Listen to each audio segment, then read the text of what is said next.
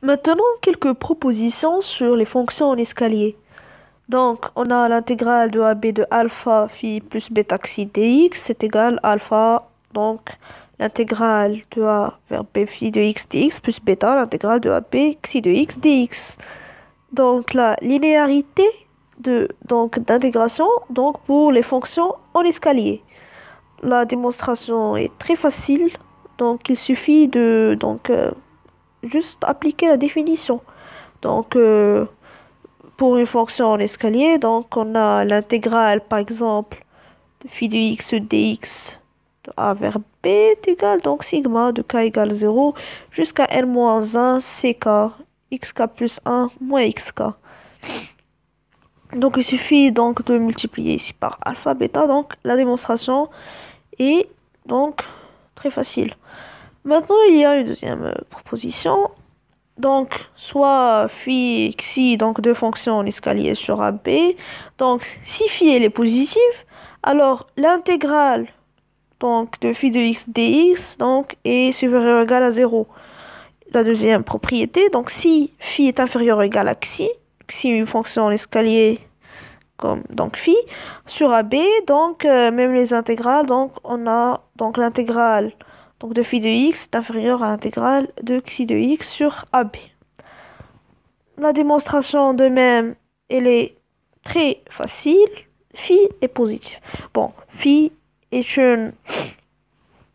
Donc, phi est une fonction en escalier. Donc, la démonstration pour la première propriété.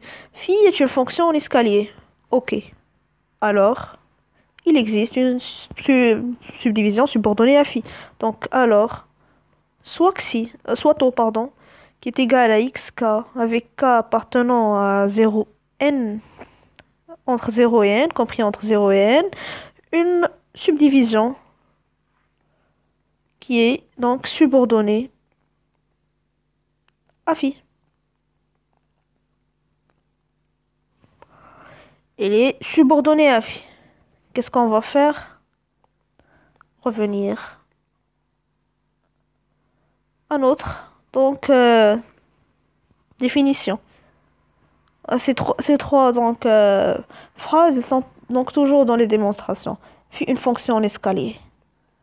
Alors, il y a une subdivision subordonnée donc à notre fonction en escalier phi. Alors, on applique notre définition pour tout cas appartenant à 0, n-1. Il existe un réel ck qui appartient à R tel que donc pour tout x appartenant à l'intervalle ouvert xk plus 1, on a notre fonction phi de x qui est constante donc sur cet intervalle. Donc là ici, ce qu'on va ajouter, c'est que ck appartient à R+. Pourquoi? Parce que phi est positif. Donc ck, n'oublions pas que donc notre fonction elle est en escalier et elle prend des valeurs. Elle est constante sur des intervalles de la forme xk plus 1. Et elle prend donc la valeur ck. La fonction, elle est positive. Donc, on ne va pas trouver quelque chose de changeant là où il y a bien un point. Donc, elle est positive. Donc, tous les ck sont positifs. Donc, les ck appartiennent à R+. Donc, ils appartiennent à R+. Donc, comme il appartient à R+, on va avoir notre intégrale. C'est facile. Alors, l'intégrale de AB phi de x dx, n'oublions pas que elle est égale à sigma de k égale 0 de n-1, c'est juste application des définitions, moins xk, qui est supérieur ou égal à 0. Pourquoi? Parce que déjà xk c'est une, donc taux qui est égal à xk, c'est une fonction qui est donc croissante, donc xk plus 1 moins xk est positif, ck est positif, tout. L'intégrale de AB phi de x dx supérieur à 0. Pour la deuxième propriété, donc phi inférieur ou égal à xi sur l'intervalle AB, donc on a donc ce résultat. c'est très facile. Qu'est-ce qu'on va faire?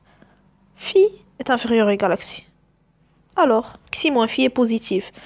On peut l'appeler donc une autre fonction, gamma. Donc la fonction gamma, elle est positive. On va appliquer le 1. Propriété 1. Donc la démonstration est très facile. Donc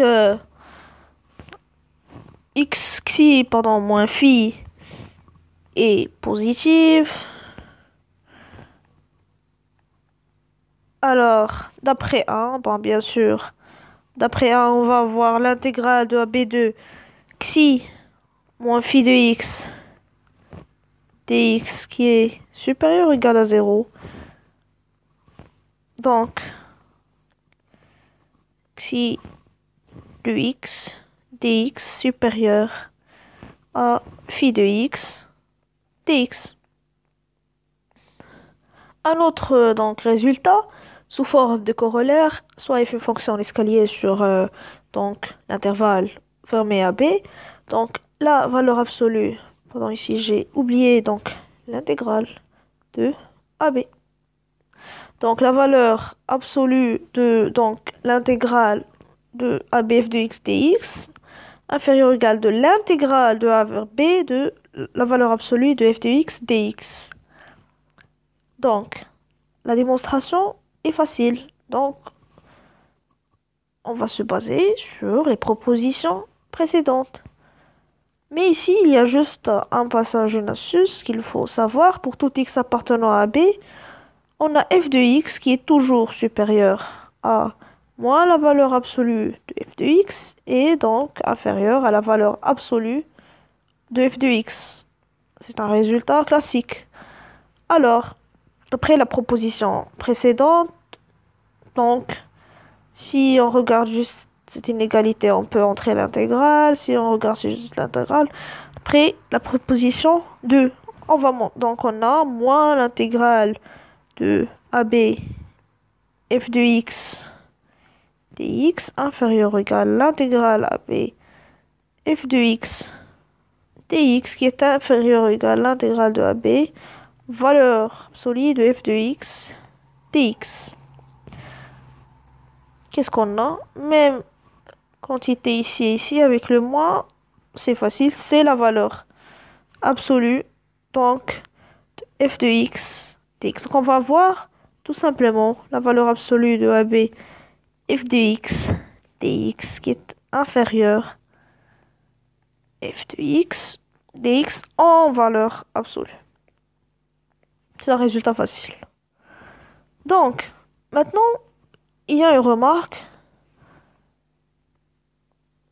qui est importante. Sauf une fonction, une escalier positif sur AB. On se prend une fonction phi, une fonction en escalier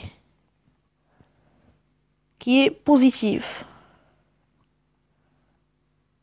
sur l'intervalle, donc AB. On va supposer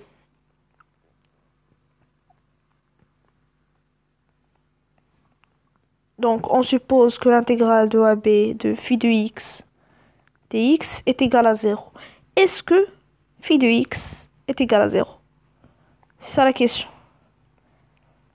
L'intégrale est nulle. Est-ce que notre donc fonction est donc elle-même nulle? On va voir que la réponse est non. Qu'est-ce qu'on va faire? Soit au subdivision. En tout cas, donc n0, une subdivision subordonnée, etc., etc. Donc, par définition, qu'est-ce qu'on a? On a l'intégrale de AB de phi de x dx. C'est une somme de k égale 0 jusqu'à n-1 des ck xk plus 1 moins xk qui est égal à 0. Donc, qu'est-ce qu'on va avoir? Pour tout k, appartenant à 0 et n-1, pour tout x appartenant à l'intervalle ouvert xk plus 1 moins xk, qu'est-ce qu'on va voir? Donc, phi de x est égal à 0.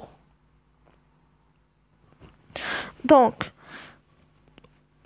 on ne dit pas que phi, elle est nulle. On dit que phi, elle est presque nulle. Donc, on dit que phi est presque nulle.